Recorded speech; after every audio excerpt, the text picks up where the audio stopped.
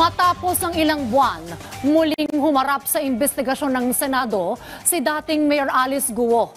Ibinato ng mga senador ang lahat ng mga tanong na naipon mula sa tunay na pagkatao ni Guo sa kung paano siya tumakas ng bansa hanggang sa kanyang love life.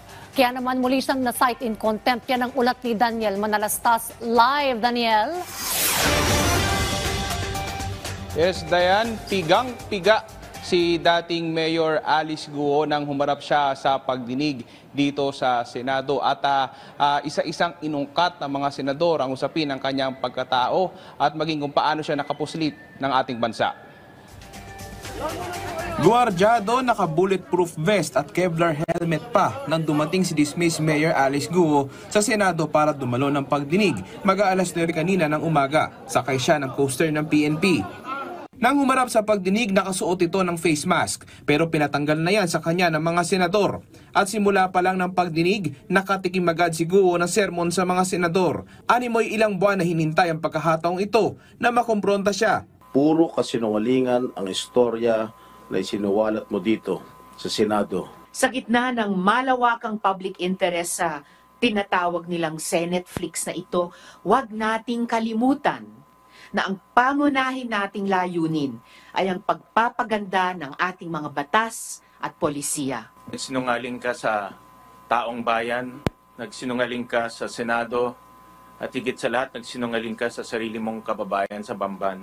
Unang pangigisang inabot ni Guo sa mga senador ay nang sinubukan siyang paaminin kung siya nga ba talaga si Guo Waping. Ang pangalan na yan ang lumabas sa iba't ibang dokumento na nagpapatunay na yan umano ang pangalan ni Guo. Pero hindi rin sinagot ni Guo ng diretsyo ang mga senador. Ikaw ba si Guo Huaping? Madam Chair, hindi ko po kino-confirm at may kaso na po sa akin sinampa. Sasagutin ko po sa korte po. Basta ako, alam ko po, ako po si Alice Guo po. Sinubukan ng ipakita ng mga senador ang ebidensya at dokumento na nagpapatunay na siya si Guo Waping. Subalit hindi pa rin napiga ng mga senador ang dating alkalde. Dito sa ipinapakita namin ulit na passport, page ng passport mo, sagutin mo yung tanong. Ni Sen Coco, ikaw ba ito? Madam Chair, ako po si Alice Guo po. No, hindi yan ang tanong ko sa inyo. Ang tanong ko po ay, meron kang monitor sa harap mo, kita mo yung page ng passport. Kayo ba yan sa photo na yan? I'm not asking yung pangalan nyo. Alam na namin, Guo Huaping. Ito ba ay ikaw? Madam Chair, meron pong pending case po sa akin po. You answer! Sunod na kinalkal ng mga senador ang umano'y banta sa buhay ni Alice Guo. Sinubukan din siya pigain pero ang mga senador bigo at pinagtaka pa nila kung bakit nakangiti ito noong nadakip siya ng mga otoridad. Kailan mo na-receive yung tangka sa buhay mo? I think mga bandang June po. June of this month, of this year? This year po. Ilang beses? More than 5 times po. Kanino galing? Through phone po. Sino yung tumawag? Sen, gustong-gusto ko po din i-discuss po sa inyo at humingi din po ako ng pasensya po sa inyo. Natatakot din po talaga na i-disclose po sa public. Alice, nung nakita mo si SILG at si PNP Chief, ang sabi mo, happy ka at ikaw ay masaya, kitang-kita naman yun. Walang naitago sa sambayan ng Pilipino na at ease ka. Kapapicture ka pang di ba? Kaya po ako nakasmile po. Yan po yung para sa akin po na pinaka-language ko po sa families. Ang tingin na ilang senador, gawa-gawa lang ang death threat ni Alice. Sinasabi niyo may death threat kayo, pero wala naman kayong ginawa. Sinasabi niyo lang may death threat kayo. Paano ngayon may imbestigahan ng kapulisan, ng NBI, kung legitimate yung death threat niyo o gawa-gawa niyo lang? Kasi sa mata namin ngayon, gawa-gawa niyo lang to para hindi kayo sumagot. Sem, di po ako gumagawa po ng kwento. Totoo po.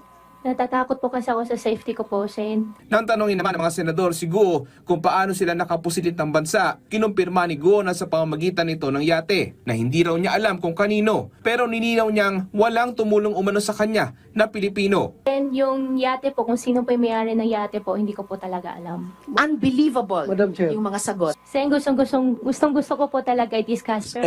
Gusto mo pala sabihin mo sa amin. Nakakapikong ka na, ha? Nakakagigil ka na. Are you sure walang Pilipino, walang government official na tumulong sa pag-eskapo mo rito sa ating bansa? Sen, wala po. Walang Filipino. That's impossible. Imposibleng walang tumulong sa iyo Pilipino para makatakas dito sa Pilipinas. Wala po. Pero Sen, wala po talaga. Ang galing naman itong Chinese nito. Ha? Wala po talagang na kinuha, na nag-arkila ng yate, dinala ka sa kung saan man yan, kung sa Malaysia o sa Indonesia. Itong tao lang ito nag-facilitate sa'yo na walang tulong ang mga Pilipino? Wala pong tumulong, wala pong nakatulong po na Filipino. Pati umano'y love life ni Guo hindi rin pinalagpas ng mga senador. Lumutang ang pangalan ni Suwal Pangasinan Mayor Dong Kalugay, pero pinabulaanan ni Guo na boyfriend niya ito. Tinulungan ka ba ni Mayor o yung mga tao ni Mayor upang magtago o para di agad mahanap ng mga otoridad? Wala po, hindi po. Kailan ang birthday ni Mayor?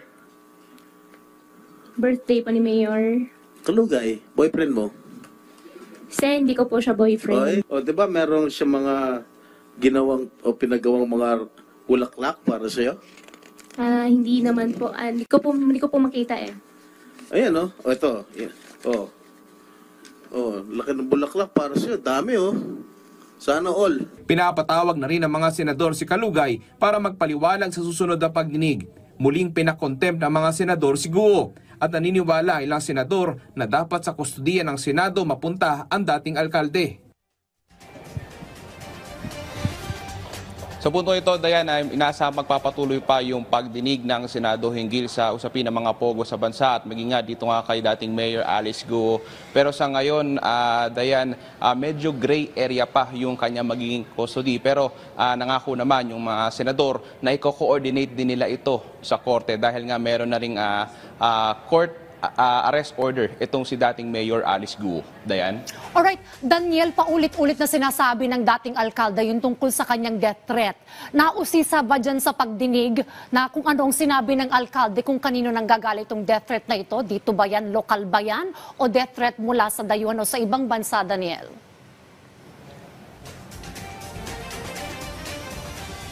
Dayan, yun yan paulit-ulit na tinanong kanina ng mga senador at kanina nga halos narinig nyo naman din yung mga soundbite ng mga senador kanina ay talagang naiinis na sila sa sinasagot ni dating Mayor Alice Guo. Pero paulit-ulit man tinanong ng mga senador kung yung tungkol nga doon sa death threat, hindi naman nagbibigay din ng detalye itong si dating Mayor Alice Guo. Kaya nga pinaniniwalaan nila na posibleng gawa-gawa lamang itong mga death threat na ito. Dayan. Alright, Daniel, nung sinalaysay ng dating Mayor Alice Guo, yung kanilang way ng pagtakas dito sa Pilipinas, tumutugma ba dyan yung unang naisalaysay ni Sheila Guo nung siya ay sumalang naman sa pagdinig sa Kongreso, Daniel?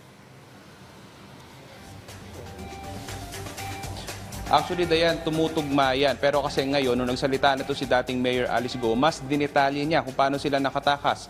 Unang-una daw ay sumakay sila sa pamamagitan ng yate at lumipat sa isang malaking barko. And then lumipat sila uli sa panibagong maliit naman na bangka na papunta na nga dito sa bansang Malaysia. At hindi niya pinangalanan, ito additional info din, Dayan, hindi niya pinangalanan kung sino yung tumulong sa kanya, hindi niya isinapubliko.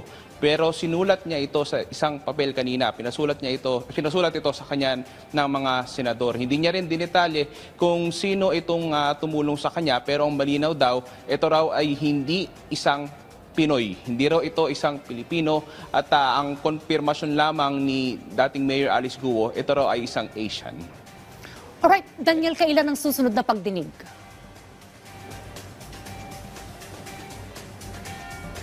Sa ngayon, Dayan, wala pang inaanunsyo na schedule yung mga senador kung kailan yung susunod nilang pagdinig.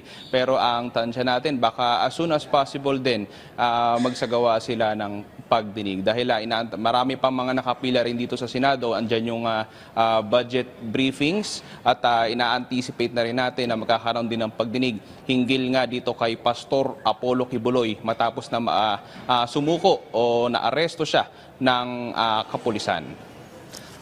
Alright, maraming salamat, Daniel Manalastas.